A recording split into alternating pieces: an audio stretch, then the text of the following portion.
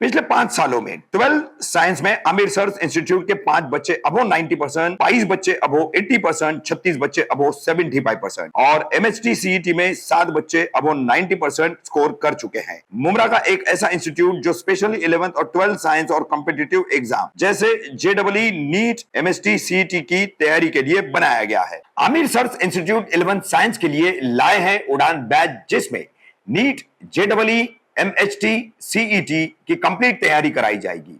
Maharashtra board की separate तैयारी कराई जाएगी। कंसेप्ट को समझने के लिए स्मार्ट बोर्ड और प्रोजेक्टर का यूज किया जाएगा। और अगर बच्चे ने एसएससी में साइंस और मैथ्स में अबो 90 मार्क्स स्कोर किए हैं तो उसे 11th स्टैंडर्ड में फ्री पढ़ाया जाएगा। तो दिए हुए नंबर पर आज ही कांटेक्ट करें। भाजपा के साथ अब अजीत दादा के निशाने पर मुख्यमंत्री एकनाथ शिंदे, विवादित पुलिस अधिकारी शेखर बागड़े की संपत्ति का दिया ब्यौरा, विधायक जितेंद्र आवाड ने की ऑडियो क्लिप वायरल, थाने में 100 लोगों को कैसे दी गई सुरक्षा।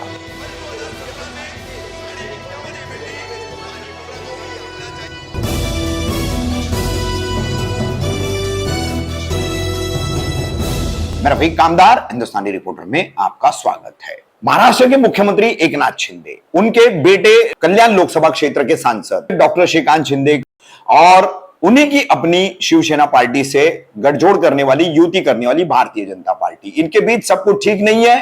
क्यों कर ठीक नहीं है, एक खबर हमने आपको पहले बताई।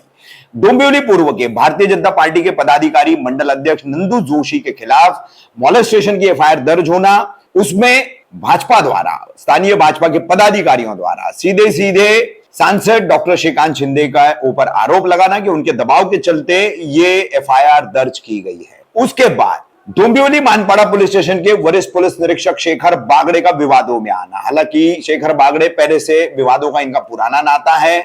अपने कार्यशैली को लेकर काफी विवाद में रहते शेखर बागड़े के ऊपर भाजपा द्वारा निशाना साधने के बाद और गठबंधन में, यूटी में तनाव निर्माण होने के बाद राज्य के विपक्ष नेता अजीत दादा पवार, राष्ट्रवादी कांग्रेस पार्टी, इन्होंने शेखर बागड़े पर अब उंगली रखते हुए उसकी बेनामी और उसकी जमा की हुई संपत्ति का ब्यौरा ही उन्होंने एक प्रेस कॉन्फ्रेंस में 15 जून को सामने रखा और सवाल उठाए कि अब मैं उप मुख्यमंत्री से शिकायत कर एसीबी के जरिए इसकी जांच की मांग करने वाला हूं। समूचा महाराष्ट्र अचानक भौचक्का हो गया है कि भाजपा के बाद अब मुख्यमंत्री एकनाथ शिंदे को अचानक विपक्ष नेता अजीत दादा ने कैसा घेर दिया है, क्योंकि शेखर बागड़े सांसद श्रीकांत शिंदे के बेहद करीबी बताए जाते हैं और उन्हीं के चलते जो है भाजपा ने नंदू जोशी पर अपराध दर्ज होने के बाद सांसद श्रीकांत शिंदे की उम्मीदवारी पर काम न करने का पार्टी द्वारा निर्णय लिया गया है। तो यह पूरा विवाद चल रहा था और ऐसे में ही अजीत दादा पवार ने इसमें शेखर बागड़े की बेनामी संपत्ति का ब्यौरा रख करके इसकी जांच की अब मांग की बात की है। तो भाजपा और अजीत दादा एक ही राह पर चल पड़े, ऐसा क्यों, यह सवाल जो है पूरे महाराष्ट्र को सता रहा है। इतना ही कम था कि कलवा मुमरा के विधायक तथा पूर्व मंत्री जितेंद्र आवाड ने शेखर बागड़े से संबंधित एक ऑडियो क्लिप वायरल की है। यह ऑडियो क्लिप हम आपको सुना रहे हैं, जिसमें आपको बता दें कि खोपोली रसायनी के पास एक फूड कोर्ट है। उस फूड कोर्ट को जबरन हथियाने का आरोप शेखर बागड़े पर लगा हुआ है।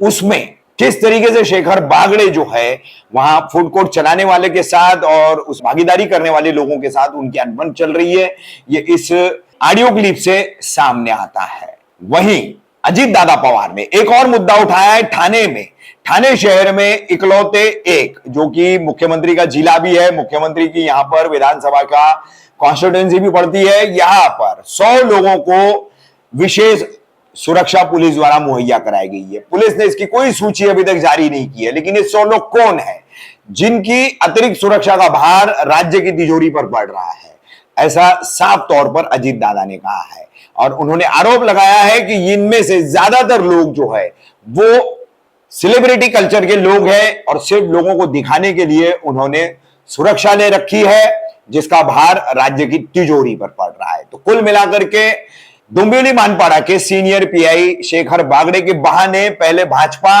और शिवसेना शिंदे युति में तनाव पैदा होना और उसी के तहत जो है अब इसकी अगली कड़ी में राष्ट्रवादी कांग्रेस पार्टी का इस विवाद में कूदना, शेखर बागड़े की बेनामी और अचल संपत्ति का ब्यौरा मीडिया के सामने घोषित कर जांच की मांग करना और ऑडियो क्लिप वायरल करना। किस तरफ जा रही है अब राजनीति भाजपा की, शिवसेना शिंदे गुट की और राष्ट्रवादी कांग्रेस पार्टी की, जिसके चलते कई सारे सवाल लोगों के सामने खड़े हुए हैं। आने वाले दिनों में जो राजनीति करवटें बदलेगी उसके चलते इसके जवाब सामने आते जाएंगे। सर व्यवहार की बात करो आप। हाँ। जो मैंने लिया है वो तो मैं आपको दूंगा विदाउट फेल। नहीं विदाउट फेल नहीं। ऐसा क्या आपको क्या ये इसके लिए दिया था क्या मेरा जो क्या किसके लिए दिया था? नहीं हमारा कुछ पहला पैसा लगा वो सब कुछ नहीं। एक मिनट सर। हाँ। जो कंस्ट्रक्शन में बात हुआ है आपका, कंस्ट्रक्शन बेले साहब के साथ बात हुआ है, उधर आपने इंस्ट्रक्शन किया है त्या पैशाचं काय? हां त्यांच्याकडे दिला आहे कोणाकडे? त्यांच्यापासून करून घ्या मी सगळे त्यांना देऊन टाकतो। तू कोण देणार? हां तू कोण? आमच्या पैशाचं पहिलं बोलायला पाहिजे ना।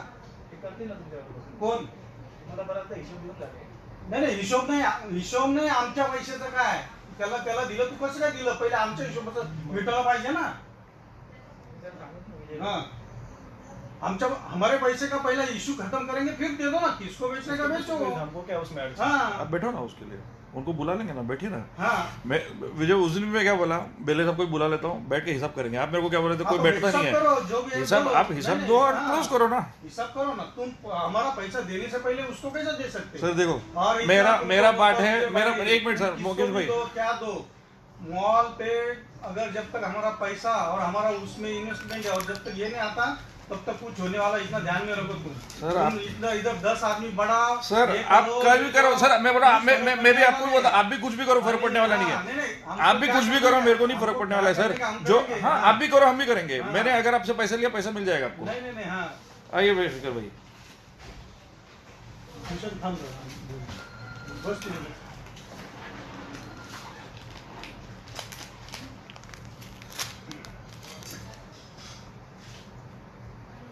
ते म्हणतात काय बाहेर कॉन्फ्रेन्स प्रोजेक्ट मी कोण टाकलाय म्हणे तुम्ही त्यांच्याकडनं पैसे मागा तुमचे। मी नाही बोलला सर, तुम्हाला जे पैसे तुम्ही दिले मी देणार।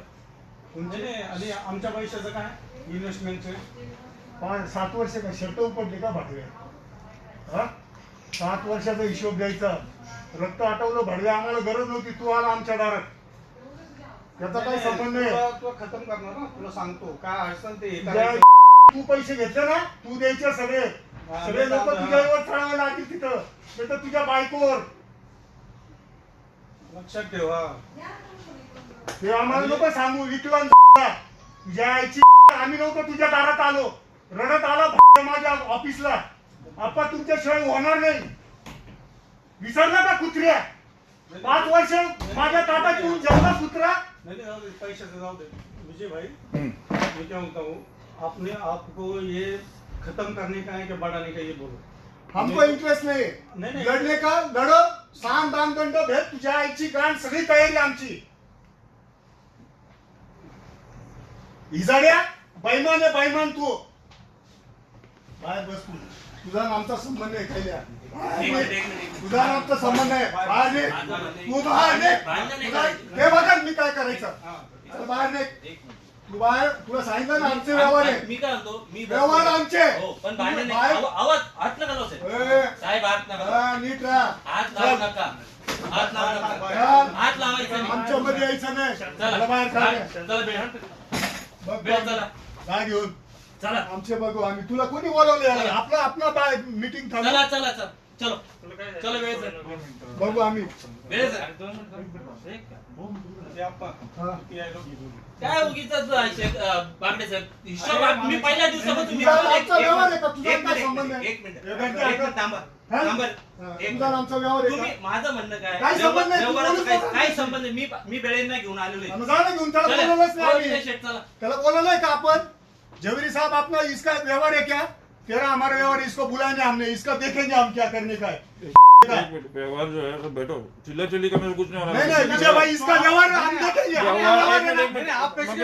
व्यवहार जो है उसके साथ है, बैठ के व्यवहार करेंगे तो व्यवहार सब लोग निकालो, एक 4 ही लोग रहेंगे इधर। आवाज बढ़ा के बात मत करो यार। मेरे ऑफिस में मैं आवाज बढ़ाऊंगा, मेरे ऑफिस में आवाज बढ़ाने का नहीं, आवाज बढ़ाने का नहीं। आवाज बढ़ाने का कैसा लिया? बिजनेस से काम करो, शांति से बात करो, शांति से बिजनेस करो, सगळे बाहेर जा। शांत शांति से बात करो। नहीं एक मिनिट 5 वर्ष आज समोरासमोर हिशोब हा, करण्यासाठी ठीक आहे, आणले ठीक का? आहे. तर बसून हिशोब करायला आता भेटले साहेब. आवाज नाही होणार. आवाज करून काय होणार, हिशोब होणार आहे का? मला सांगा, आजपर्यंत वेळ आले का तुमच्या समोर? पोलीस निरीक्षक शेखर बागडे हा त्या पोलीस स्टेशन म्हणजे ठाणे जिल्ह्यामध्ये काम करतो. ह्याची एवढी मोठी प्रॉपर्टी त्यांनी निर्माण केलेली आहे, मालमत्ता, त्याच्याबद्दल तक्रारी पण आलेल्या आहे. मी पण आता राज्याच्या उपमुख्यमंत्र्यांच्याकडं तक्रार करणार आहे, कारण त्यांचे स्वतःचे देवळाली कॅम्प येथे 3 मजली व्यावसायिक मालमत्ता आहे. देवळाली बस स्थानका शेजारी ती आहे. त्याच्यामध्ये त्याचे बी निवासी फ्लॅट क्रमांक 1 सुमंगल रेसिडेन्सी महात्मा नगर नाशिक तिथं आहे. त्याची एवढी प्रॉपर्टी कशी काय त्या ठिकाणी होऊ शकते? ह्याच्यातली बेहिशोबी मालमत्ता एवढी तो कसं काय गोळा करू शकतो? संरक्षण देत असताना जर तुम्ही 100 लोकांना संरक्षण देता आणि संपूर्ण खर्च शासनावर तो पडतो, तो खर्च काही करोडोमध्ये जातो, तर कुणाला दिले? त्यांचे व्यवसाय काय?